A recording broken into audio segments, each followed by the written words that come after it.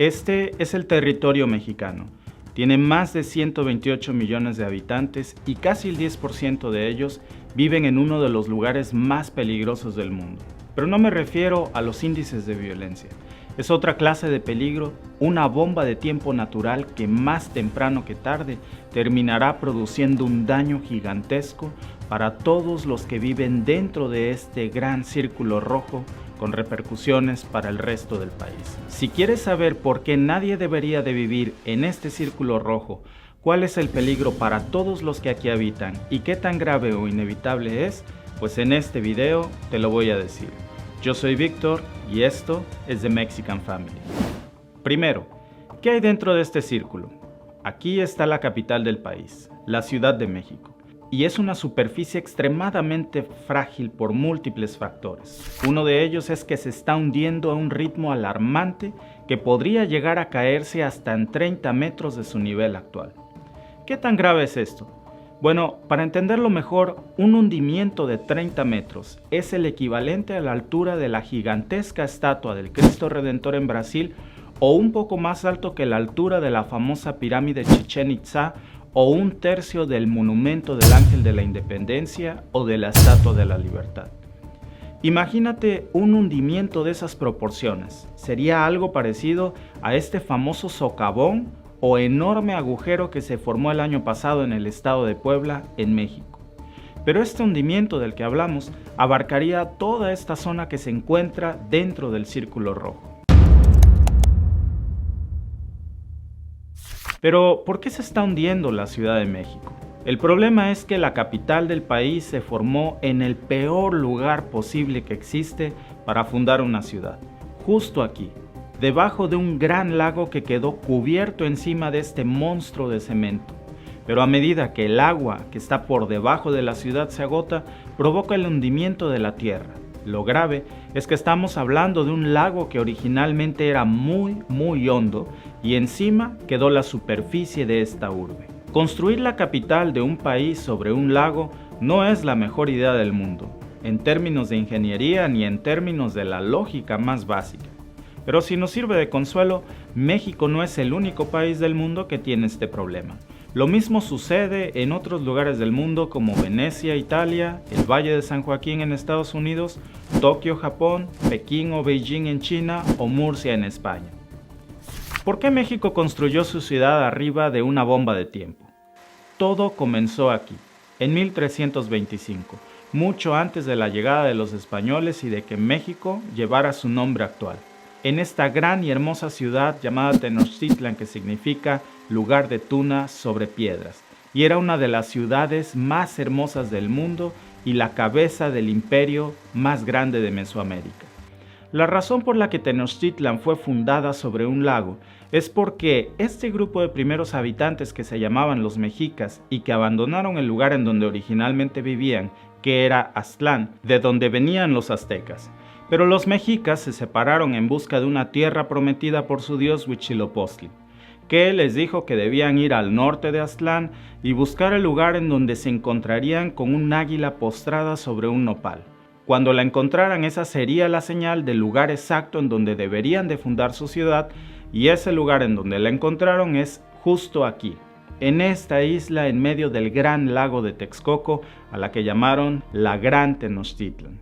Y por cierto, esta es la razón por la que la bandera de México lleva el símbolo de un águila sobre un nopal por la profecía de Huitzilopochtli.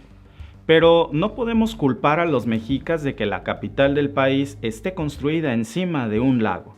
En realidad, Tenochtitlan no fue construida encima del lago, sino aprovechando el lago. Ellos hicieron un impresionante trabajo de ingeniería. Tenochtitlan se construyó utilizando de forma muy inteligente los recursos naturales del lugar. Era como una Venecia, entre canales y chinampas. Los mexicas no drenaban el lago, al contrario. Para ellos mantenerlo era muy importante porque les proporcionaba una frontera o barrera militar de defensa contra posibles invasiones, mientras que las chinampas eran los vehículos de la ciudad para distribuir el alimento. La idea de los mexicas al fundar la Gran Tenochtitlan no fue un error, porque su concepto nunca fue tapar el lago con cemento, que ni siquiera lo conocían. Su concepto era muy simple: vivir con la naturaleza. Pero después de la conquista, los españoles prácticamente declararon una guerra en contra del agua para ganarle terreno a la naturaleza. Mala idea. Pero ellos desconocían el sistema azteca y reemplazaron las presas y los canales de la Gran Tenochtitlán con calles y plazas. Drenaron el lago de Texcoco y deforestaron los bosques para ampliar la ciudad, y eso comenzó a provocar los primeros problemas. Una inundación tras otra, incluyendo una que ahogó a la ciudad durante 5 años seguidos. Originalmente la Gran Tenochtitlán tenía 300,000 habitantes, pero después de la conquista sobre ella se construyó la futura capital del país, que ahora tiene 21 millones de personas, y la superficie de la ciudad pasó de tener solo 80 kilómetros cuadrados a casi 8,000 kilómetros cuadrados en 70 años. Un desarrollo moderno explosivo que evidentemente no fue bien planeado y que se agrava aún más por los automóviles que ahora ahogan la atmósfera con dióxido de carbono que produce más calor, acabando casi en su totalidad con los lagos originales y reduciendo los mantos acuíferos subterráneos, lo que significa un hundimiento aún más acelerado. Actualmente los restos del antiguo lago Texcoco están debajo de gran parte de la Ciudad de México, sobre este enorme monstruo de cemento. Pero a mediados del siglo XX, cuando la Ciudad de México empezó a demandar más y más agua para sus habitantes, a alguien se le ocurrió que sería una buena idea sacar el agua del subsuelo de la ciudad, de toda esa gran cantidad de agua que estaba enterrada del antiguo lago de Texcoco.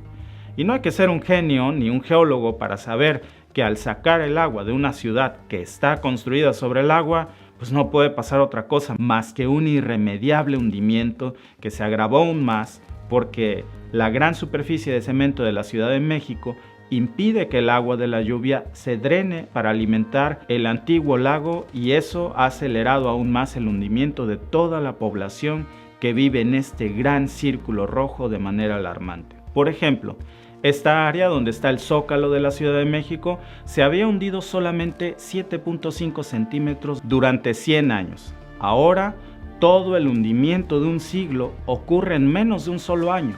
Actualmente, el famoso Zócalo de la capital del país se hunde 8 centímetros por año. 8 centímetros no parece mucho, pero no toda la ciudad se hunde al mismo ritmo, y ese es parte del problema, que no todo se va a hundir uniformemente como si fuera un elevador que desciende suavemente.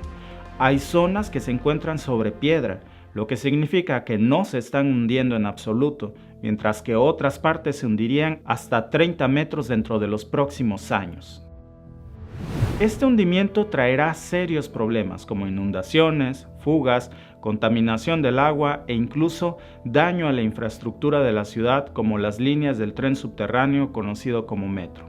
Además de los enormes daños al sistema de alcantarillado, es decir, un colapso abismal que causaría a su vez accidentes peligrosos y hasta mortales, como los ya conocidos socavones, levantamientos de áreas habitadas, derrumbes inesperados de edificios, canales de aguas, así como la pérdida de vías de comunicación y deformación en las construcciones que ya están asentadas en los terrenos que se están hundiendo. Por supuesto, trayendo pérdidas millonarias y humanas desastrosas. Cada vez que el nivel del agua que se encuentra debajo de este círculo rojo disminuye, la Ciudad de México se hunde aún más, y lo peor que se puede hacer es seguir sacando agua. En esta parte del país es como jugar al Jenga. ¿Sabes qué va a pasar si retiras las fichas de abajo? Todo lo que hay encima se va a caer. Y a pesar de eso, la capital de México sigue cavando su propia tumba en este círculo vicioso. Con la escasez perpetua de agua que tienen sus habitantes, la Ciudad de México ha seguido perforando en busca de más agua. Y al sacarle agua a los mantos acuíferos subterráneos, esto es lo que está pasando. Vean estos edificios. Pero estas construcciones no son de hule. Tarde o temprano van a colapsar. Por eso, un estudio reciente de México predice que un 10% de los mexicanos entre los 15 y los 65 años podrían intentar emigrar como resultado de la escasez de agua, que probablemente desplazará a millones de personas que perderán sus hogares. Lamentablemente, el hundimiento de la capital de México es algo a lo que sus habitantes se están acostumbrando tanto que muchos ya no piensan en los evidentes peligros a los que están expuestos todos los días. Este, por ejemplo, es uno de los monumentos más emblemáticos del país. Se llama el Ángel de la Independencia y está construido sobre una base de piedra sólida, pero todo lo que está alrededor de esta glorieta está construido sobre el antiguo lago de Texcoco. El hundimiento alrededor del Ángel de la Independencia ha sido tan grande que se tuvieron que construir 14 grandes escalones a la base del monumento para que siguiera conectado a la calle que se ha hundido a lo largo del tiempo. Si esto continúa así, tendrán que construirse al menos 200 escalones más para poder accesar a la base de la estatua. Mira estos otros edificios que se encuentran en el corazón del centro histórico de la capital de México. Muchos de ellos parecen obras de arte dibujadas, con curvas interminables por los hundimientos. Para entender qué tan grave ha sido este problema, Venecia se hunde 2 milímetros cada año, mientras que la Ciudad de México se hunde 50 centímetros al año. Y a medida que más agua se sigue extrayendo cada año de los mantos subterráneos, estos niveles de hundimiento aumentan a ritmos incontenibles. El peso enorme de la ciudad y los cimientos poco profundos hacen que el suelo se compacte y que muchos de ellos puedan colapsar en cualquier momento. ¿Hay una solución para todo esto? Los expertos dicen que revertir las consecuencias es casi imposible, pero podría haber una manera de desacelerar el hundimiento si la ciudad invirtiera en un eficiente sistema de recolección de agua de lluvia. Y así dejaría de depender tanto de seguir explotando el agua que se encuentra por debajo de la ciudad. De lo contrario, seguir por el camino actual solo va a acelerar el peligro de que las infraestructuras de la ciudad tengan su tiempo contado. Y aún peor, la ciudad sigue irresponsablemente creciendo y en expansión. Más infraestructura significa más peso para la débil capa del subsuelo, que a su vez demanda más agua para sus nuevos habitantes, y esa explotación constante de las aguas subterráneas hacen que el problema empeore más. Si se construyen edificios pesados en este tipo de terreno y se utilizan cimientos poco profundos, el suelo se compacta como si exprimieras una esponja mojada. Y aquí, esto es más peligroso que en otras partes del mundo con el mismo problema, porque no solo tenemos el problema de que la ciudad está construida sobre un lago, además la Ciudad de México se encuentra sobre una mezcla de suelo volcánico y lechos de barro de esos antiguos lagos. Áreas como el centro histórico de la capital del país se encuentran totalmente construidas sobre arcilla pura y otras partes se construyeron sobre terrenos volcánicos. Este tipo de suelos con esta combinación de factores es el peor lugar para construir una ciudad completa. Esto no es algo nuevo. El problema es que la capital se construyó sobre una zona que originalmente era una zona natural protegida, porque todos ya sabían que no era apta para desarrollos urbanos. Pero a alguien se le hizo muy fácil en el México moderno otorgar más permisos de construcción para convertir esas zonas protegidas en desarrollos urbanos. Si esas zonas protegidas se hubieran respetado, la mayor parte de la ciudad de todas formas se hubiera hundido, pero todo al mismo ritmo, uniformemente, sin causar mayores daños, algo similar a lo que ocurre hoy en Venecia. Pero gracias a que la ciudad autorizó construir en todas estas zonas naturales protegidas, ahora todo lo que está dentro de este círculo rojo se hunde de forma irregular y acelerado, ocasionando daños terribles que solo esperan por su turno. Por eso nadie debería de vivir dentro de este círculo rojo que originalmente nunca debió ser una zona urbana, y menos la gigantesca capital de cemento construida sobre un lago y reservas naturales en la que hoy se ha extendido la Ciudad de México. Mucho de lo que ya se hizo no tiene solución. Demoler miles de edificios, puentes, hospitales, escuelas y todo lo que se encuentra sobre las áreas que eran protegidas es imposible e implicaría el desplazamiento de millones de personas que de por sí ocurrirá en algún punto inevitable. No se puede, como decimos en México, barrer para atrás, pero sí deberíamos de intentar al menos no seguir empeorando el problema. Por lo menos no todo está perdido.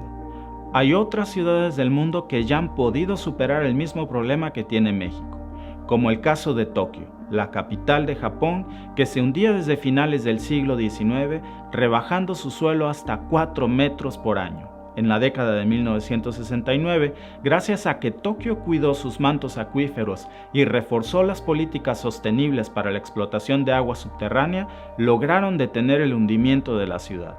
México debería poner como prioridad de su agenda atraer a los mejores ingenieros de ciudades como Tokio e intentar replicar su modelo para que, si no es posible revertir el problema, al menos frenarlo en la mayor medida posible. Dime en los comentarios cuál crees tú que debería de ser la solución a este problema. Y si te ha gustado mi contenido, ayúdame suscribiéndote a mi canal y regalándome un like para que más personas puedan verlo. Yo soy Víctor y te veo en el próximo video.